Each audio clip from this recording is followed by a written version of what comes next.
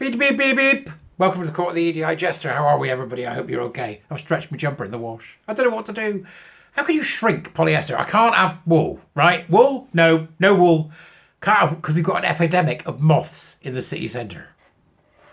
So every year, I have to close off the flat, right? So it's only a small flat anyway. 3 rooms, 4, effectively include the bathroom. So I have to open all the doors, right? And go and get one of these bombs. Have you ever done it? It's amazing. And put one in each room. And then I have to put a sign on the window saying, in big letters, not on fire, moths. Right? Because you light them, and then I go and have a bevy or a cup of coffee or shopping. Go do some shopping or meet my mates for an hour. And these smoke bombs fill the flat, every nook and every cranny, and then dissipate. And it kills all the moths, in theory.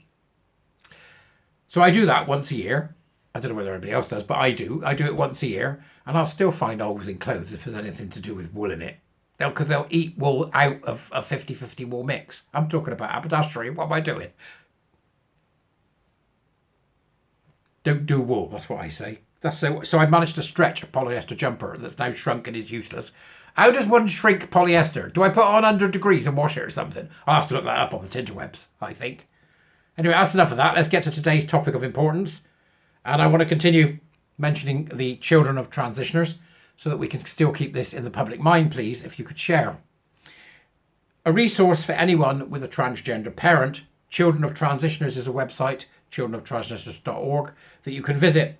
And what I have here is an article called How to Help Children of Transitioners, and something I think that we should listen to carefully and apply our minds to. And there's a note here from Emma saying, I'm so pleased to host this piece from a guest contributor. It's very easy to become bogged down with abstract discussions about sex and gender identity, but for children of transitioners, dealing with a trans parent is our reality. Here is how you can help. And a contributor has then written for the website childrenoftransitioners.org.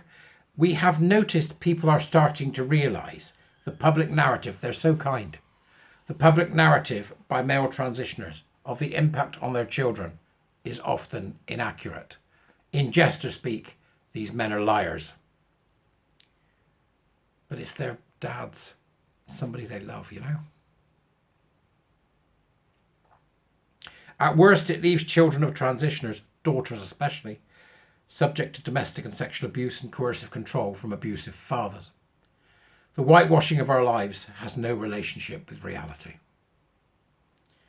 In our experience, children are only given child protection social workers if our father is arrested for assault or crimes such as voyeurism, and sometimes even then, family courts enforce continued contact. For some families, children are left without support. We love our fathers and want to support them, and this makes it even harder to access help or express our distress, especially if the adults around us state our fathers are brave and stunning, and we know different. Recent public hate crime enforcement suggesting it is a crime to believe in reality and not gender ideology has caused a lot of fear and made it even harder for children of transitioners to speak up about abuse.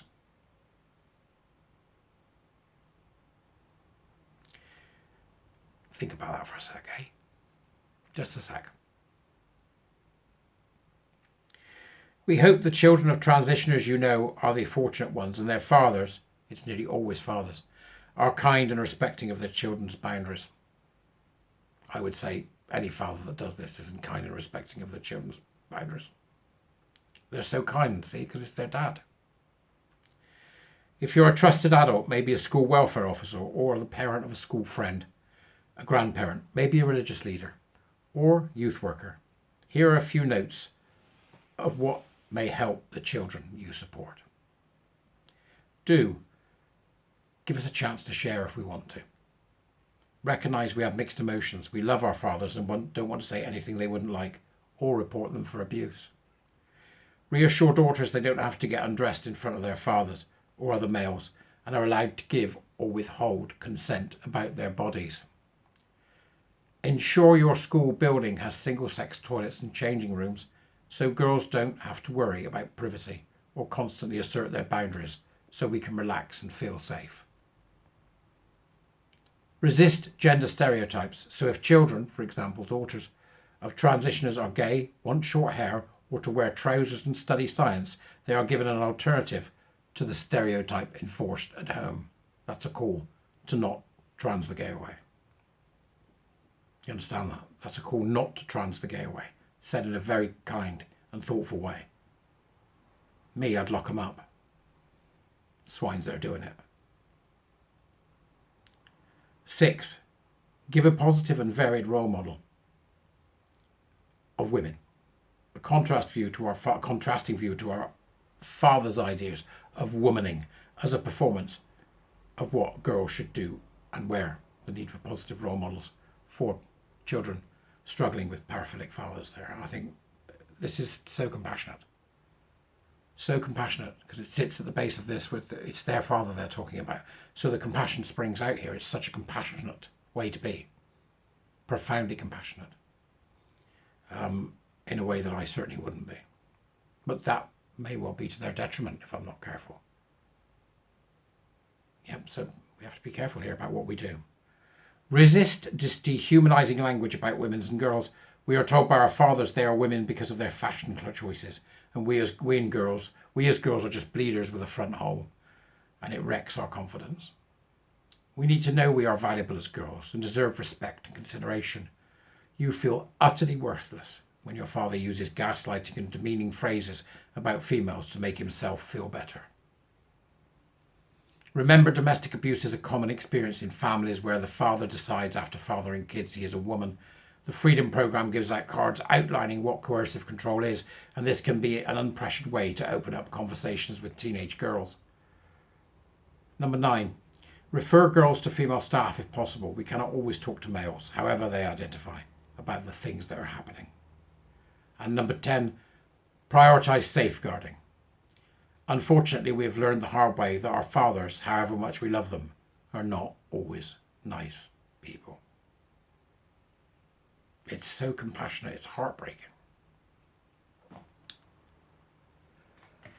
What follows from that, from the contributor that Emma has brought to us, is a list of the don'ts.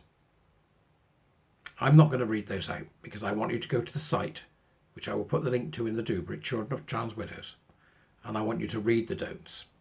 And then what I'd like you to do is to share it on Twitter so that we can start having the conversation and include the very people whose lives are most torn apart by the behaviour of fetishistic and paraphiliac men. And then maybe we can start to look at how do we provide support for these individuals who, of course, still love their father. That's a complex one, isn't it? Let's put our hive mind on that. How can we and what should we provide in way of support as a society? That's what we should be thinking about.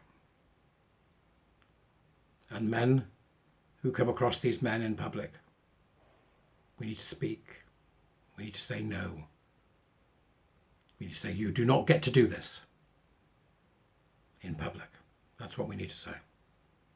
And you'll know them when you see them. You know as well as I do what these men are.